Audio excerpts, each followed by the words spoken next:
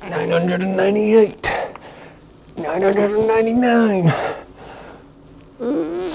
1000. Oh, hey there. Don't mind me, just doing my usual afternoon 1000 pull-ups. I figured today, once I've got those out of the way, I'm going to talk about books. So let's go over here. Let's find a nice little space. Get a nice view in, shall we? There we go. I reckon we're all set up. Yeah, so I figured I'd just do a nice low-key video for anyone interested in the books that I read last year. There's no sort of crazy travel adventures right now because I'm stationary and working on my mental adventures. I've been working hard on the novel. So yeah, I figured I'd just make a few where I'm just sort of chilling, not getting stung in the face by bees or lost in the wilderness. Yeah, so let's go inward to the land of books. I'm just going to highlight a few of my favorites, or just, even if not favorites, but just worth talking about because they're interesting in some kind of way. Got my iPad here for the 2024 summary on Goodreads. My year in books. How many did I read? I read 21 books. My goal was 12, so I beat that, but I have spent a lot of time not working a job and being free as a bird, so plenty of time to read, as well as writing my own books, or reading is sort of part of the job, you know. Where should we start? I'll start off with a fun one that I read earlier on in the year. Oh, so yeah, last year now we're talking, aren't we? Earlier on last year. It's a non-fiction book by Maria Bamford, one of my favorite comedians ever, stand-up comedian. She's so funny. Her book is called Sure, I'll Join Your Cult. And yeah, it's just a sort of memoir, autobiography about her life, and it's just hilarious. She's such a wonderfully insane human being. I love everything I've ever seen her do, from random little YouTube videos all the way up to watching her perform her stand-up special live in London. Yeah, no, her book's no different. It's absolutely hilarious, as well as really deep. She's so good at sharing her mental health issues, you know. She's bipolar, and she's good. Just, I guess she's in her 40s or 50s, so she's lived a very interesting, wacky life. Yeah, she's as quirky as they come, and her book was just hilarious. I loved it. Easy to read as well. It's non-fiction, and I sort of read that one because I do like reading non-fiction. They're often easier to read than like a full-on, you know, fictional novel. And yeah, because my books are, you know, supposed to be funny as well, I do enjoy reading other humorous books.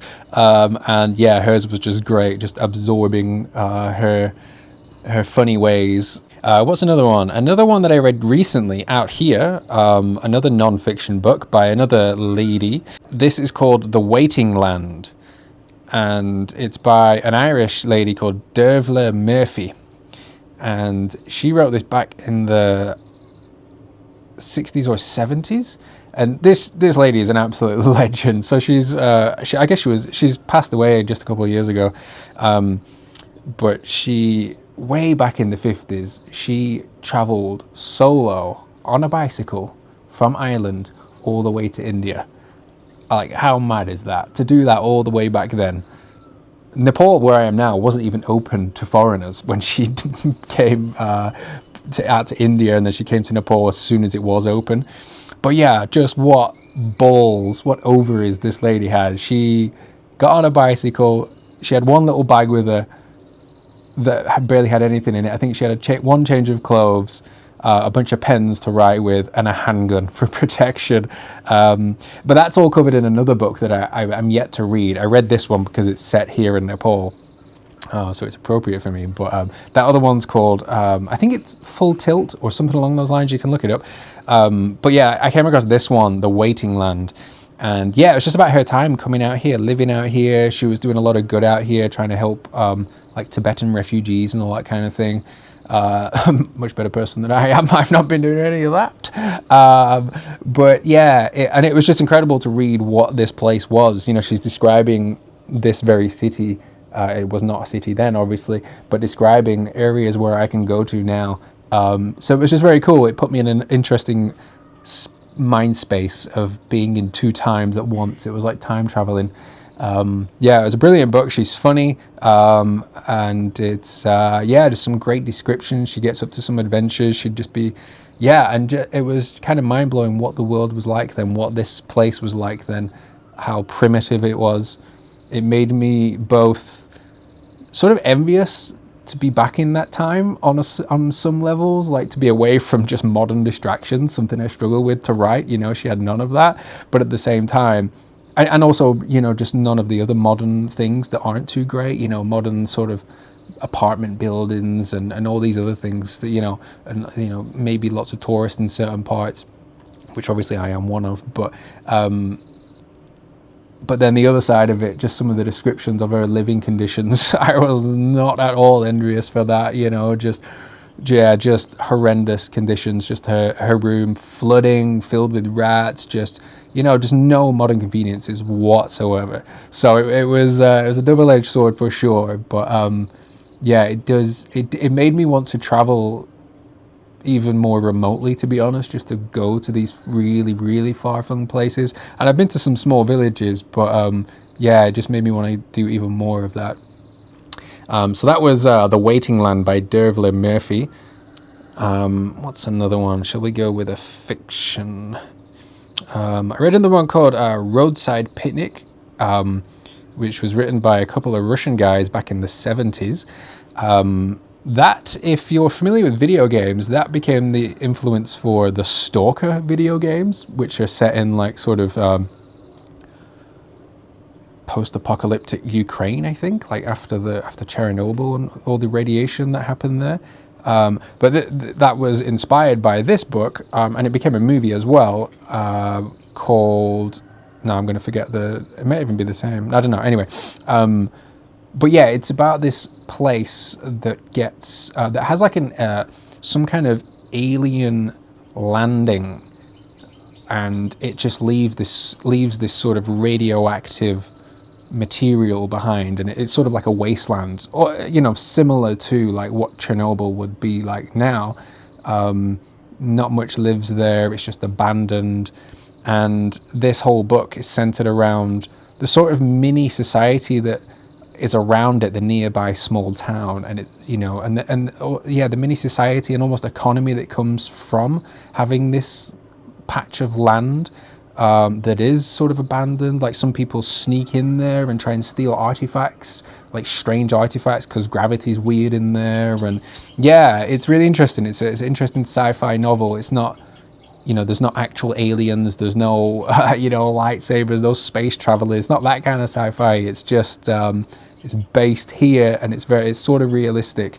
And it's about these guys that are called stalkers that sneak in, because they're not supposed to go in there. They sneak in to try and, find things to then sell. It's really well written. It's quite simply written, it was sort of an easy read.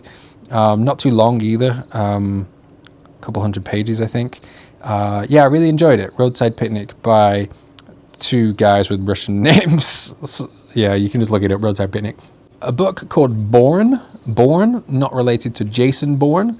There's no U in this, Borne, Bourne by Jeff Vandermeer, who wrote Annihilation, which you may have read or seen the movie by Alex Garland, Annihilation, which I think is on Netflix.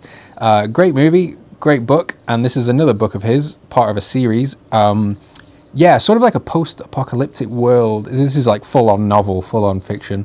Post-apocalyptic world where, there's just like scavengers. They sort of just live in this ruined city, and there's lots of strange, newly evolved animals. It's very well written, very imaginative. It's sort of like a post-apocalyptic. I'm not going to try it again. Sci-fi book. I enjoyed it. Not my favorite. I preferred Annihilation. That was a slightly more realistic feel to it. I like my sci-fi and my novels, and like I like them with one foot in reality, grounded. I'm not a fan of like full-on fantasy, and this was somewhere in between that. I enjoyed it. He is a great writer. Yeah, I give it 4 out of 5, whatever that says. What is another interesting one? We have... Okay, this was an interesting one. This is called The Woman in the Dunes by a Japanese author, Kobo Abe, if I'm saying that right, translated. This was an interesting book. I came across it, I think I'd been Googling or YouTubing for like just interesting films that involve some kind of mental descent, some kind of like falling into insanity, because one of my books, not the first one, but one of my books in the series involves this sort of descent into madness, or at least questioning your sanity. And this was one of the ones that came up, The Woman in the Dunes, and it was really interesting. I found myself quite bored at first reading it. I do have mixed opinions on it, but I found myself thinking about it for a long time afterwards. It's about this guy. He's a entomologist. He goes looking for bugs, and he's just walking over in this small fishing village and over some sand dunes, and he just comes across this little village that is sort of hidden among the sand dunes. And just for a series of events, it ends up that he can't really leave that day. He ends up, I don't want to go into it too much, but he ends up just very slowly, and it's sort of innocently enough for a while. He just can't quite leave, and he ends up staying there for a couple of days. He meets this woman, and he stays at her house, but just slowly over time, he's getting paranoid about if they're trying to actually keep him here and they don't want him to leave. And he just ends up being trapped in this place, and it's very low key. It's very slow. It's no crazy big action scenes that I can remember right now. And it just kind of lingers. And then after I'd finished it, I was like, whoa, wow. And I found myself thinking about it afterwards. Yeah, so I'd recommend it. That wasn't a long one either. I am a fan of short books. Yeah, I give it 4 out of 5 because, yeah, like I say, there was parts of it that didn't thrill me. But I think any book or film or whatever that stays with you afterwards, and just makes you keep thinking about it, deserves a pretty good score. Another one that came up on that same list, the power's gone, the Wi-Fi's gone off. Another one that came on that same list is a book of people sort of falling into madness, is another one called The Tenant by Roland Topor. The Wi-Fi's gone off, so I can't like click on to make the book big anymore. I've got to like really look in there. But yeah, this was a really interesting one. It was just what I was looking for my book. I like to be reading similar books to what I'm currently working on myself, And this is, about a guy who starts renting a new apartment. It was made into a film in the 70s or 80s or something like that. Oh, we're gonna get noise now. Whenever the power goes off, the cable car company over there has a generator that starts up, and it just sounds like a fucking tractor. It's actually quite far away, but it's just so loud. Might carry on and see how it is. But yeah, this guy, this is a full-on novel, full-on fiction, about a guy who moves into a new apartment, and it's set back in it's in like Paris, I think, back in the 30s or 40s or 50s, a while ago. It's just, he becomes paranoid about all sorts of things, about the person who used to live there, about other people in the apartment, and it's sort of relatable and funny on some levels because it's about noisy other people in the building who are noisy, or other people who are complaining that he's noisy, and it's sort of like funny and relatable on those levels, but it just keeps escalating and escalating and escalating as he descends and descends into this paranoid wreck of a person until he just kind of snaps and loses it. And it was darkly funny, and just what I was looking for. I did watch the movie afterwards. I want to say it was that famously disgraced director Roman Polanski. I think it was him. The movie was meh. It was alright. It was fine. It was really dated, and I think old books can sort of age better than old films in some ways. Anyway, so that was that one. That was really good. Another one would be, let's see here, The closest I got to full like imaginative fantasy was one called The Hearing Trumpet by Leonora Carrington. And this was a woman that, funnily enough, was born in the same county as I was born, in Lancashire. And she was knocking around back in the 1930s and 40s, around when the Surrealists were coming around. The original Surrealist writers and artists and filmmakers. And she was, intermingling with those guys.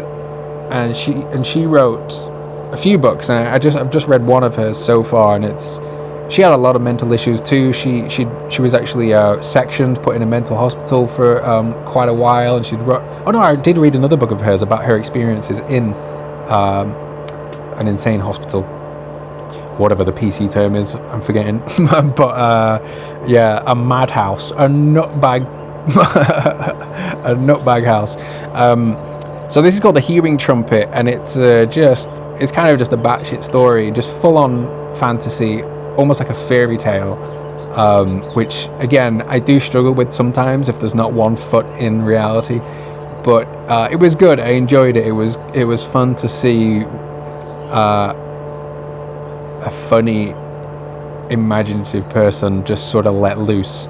And I'd already read her sort of non-fiction account of her mental health, and so it was interesting to see how that translates into a novel.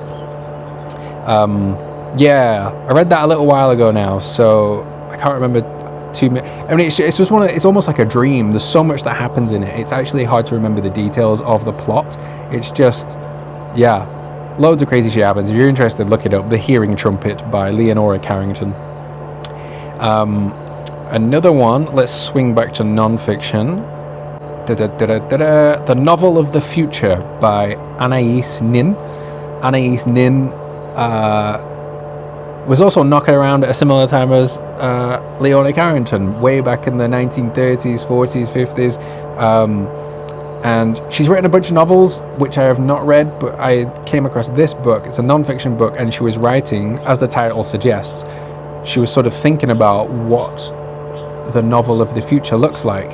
And she wrote this, I'm not going to get the year now, but she wrote it way back in, honestly, I think she died in the 70s, so she might have written it in the 60s. And it was really cool. It's just all about creativity and what writing and books are capable of, and just all her thoughts on that. And oh my god, I loved it. I highlighted so many points in this book. It was just right up my street. It's just all about just sort of unleashing your imagination, and her sort of views and values on what creativity can be really aligned with my own, as in the idea of trying to take your own life experiences and emotions and blend them up and throw them out into some kind of art form. It's all about that kind of stuff. Everything that comes around it, from work routine to just the process of writing. I loved it. I loved every single page of it. I didn't want to finish it. I'm pretty sure I'll read it again one day. So that was the Novel of the Future by Anaïs Nin.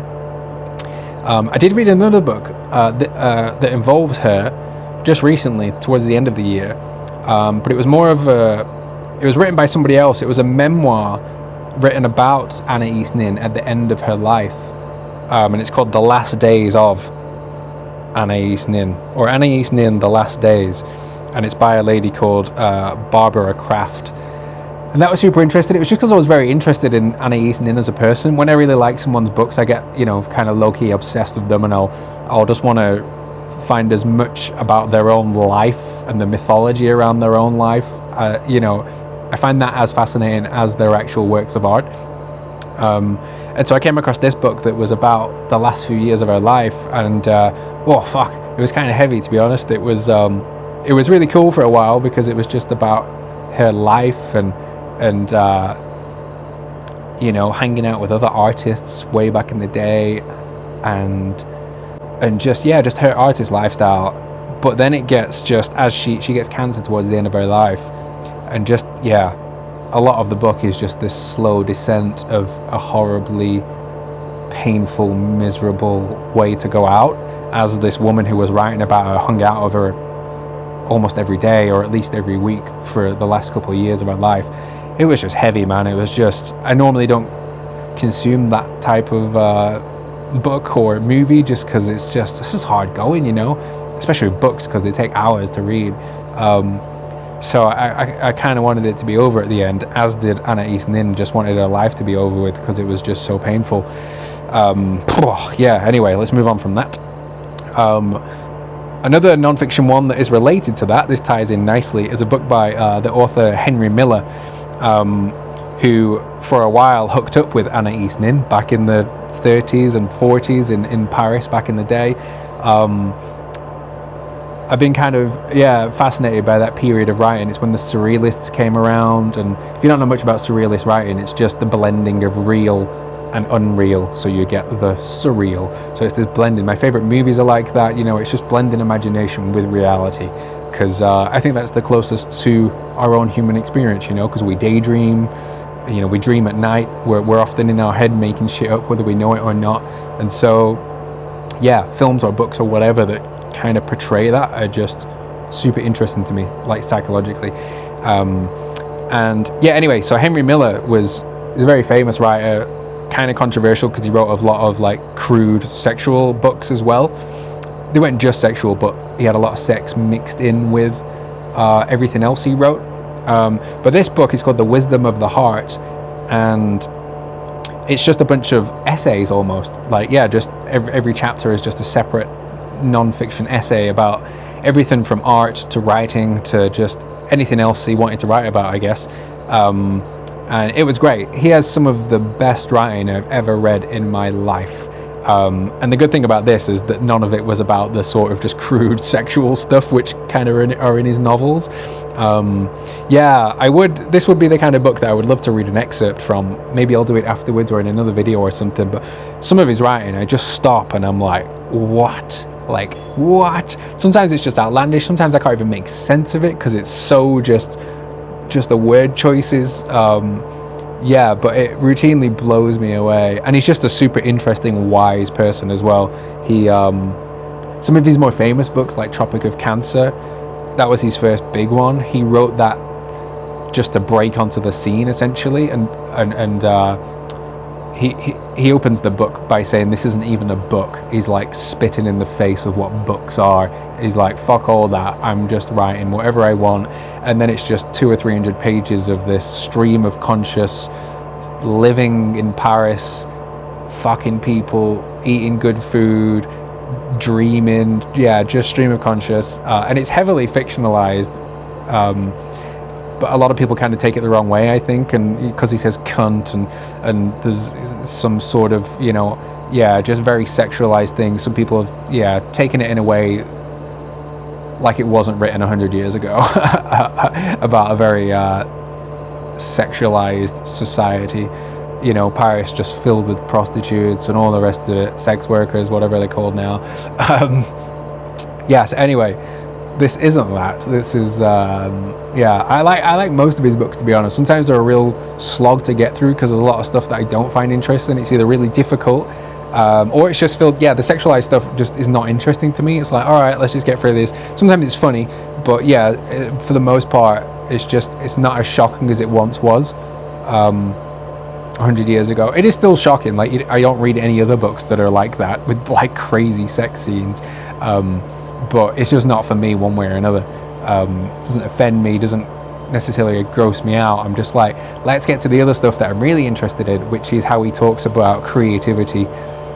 In a similar way to the Anaïs Nin book, The Novel of the Future, the way she talks about creativity, Henry Miller is very similar. It's super inspiring, like the way he just encourages people to be individuals and be themselves and fuck regular society if you can. Just don't even bother with that path in life, just do what you want to do. It's a lot of that. It just happens to be that you've got to dig for a while to get those little nuggets of gold.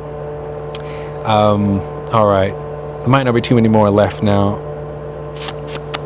Shutter Island, I read the novel Shutter Island, which I'd seen the film many years ago with Leonardo DiCaprio and Mark Ruffalo, about a mental institution. That's the term, isn't it? Mental institution, not a nut job house. This is by Dennis Lehane. And again, this was in the same time I was trying to read books about people going insane. And this is obviously set, in a place like that.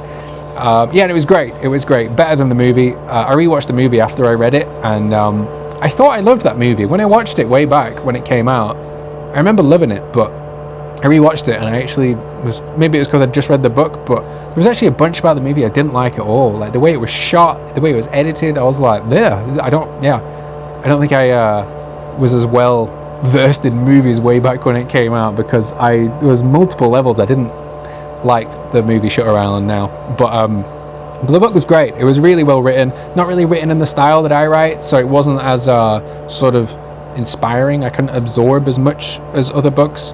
But great writer. I also read one of Kurt Vonnegut called Mother Night, and I've read a bunch of Kurt Vonnegut. Slaughterhouse-5, his most famous one, Cat's Cradle, a few other ones. They're all novels, but they're told by... He's so funny. He's one of the funniest. And a lot of his books they're written in a very easy to read way. It's like a friend's just telling you this story, which is sort of the style that I'm doing myself. But his are all very much like proper fiction, and they're often satirical about society and things that were going on when he was writing them. I think 60s, 70s, 80s. So sometimes the subject matter isn't always that interesting, but the as I say, the full-on fiction, they're often sci-fi. I'd say a little like Hitchhiker's Guide to the Galaxy and Douglas Adams' books. But this one, Mother Night, was quite different actually. It wasn't necessarily sci-fi like some of his other works. This one was based around World War II. Funny enough, the thing I liked most about this book, I think I was just getting back into like some momentum with reading books, and I loved the fact that every chapter was like 2 pages long. It just gave me that constant feeling of progression, just like, new chapter done, new chapter,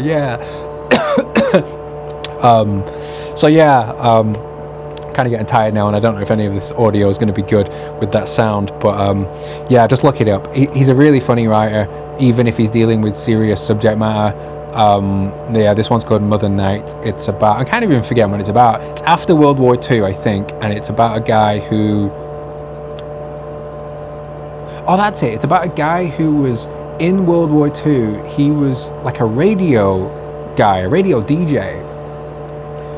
And I think he was undercover. He was doing it as a spy for like the Americans, and he was doing it as like a German radio DJ, but pretending he was in support of the Nazis. So he's like, just being on the radio like, we're doing this, all propaganda for the Germans. But it just ends up that he becomes one of the most like influential Germans during the war because he was so good at it. So it's just about the interplay, like the complexity of like the morals behind that. Favorite thing about it, short chapters. I think I'll leave it there. That's just a little taste. However many I went through there. Some novels, full fiction, some non-fiction, some easy to read, some not. Some about creativity, some just pure imagination. A good few about the descent into madness. Oh, there was another one here. Mornings in Mexico, which was by D.H. Lawrence, who again was from mid-20th century. And I came about his book because Anaïs Nin and Henry Miller both loved this guy. They were inspired by him, D.H. Lawrence. And he wrote a lot of travel books about his own life way back when. Maybe early 20th century. I think early 1900s is when he was writing. Or even earlier, I'm not sure. But this one just seemed, it was short, Mornings in Mexico, about his life in Mexico. And it was fine. It wasn't like amazing. It's not as surreal or as imaginative or as just quirky and interesting as I like my kind of books. It was a bit more plain, but he was obviously a great writer. I don't know too much about him, so he might well be imaginative and all these other things, but this little book that I read, Mornings in Mexico, was a bit more average, but enjoyable. It was cool reading about a different time again, small village life in Mexico and his travels. Yeah, it was fine enough. All right, let me get out of here now, because I'm got a croak, I got a frog in my throat. Goodbye, hope you enjoyed my little ramble about books.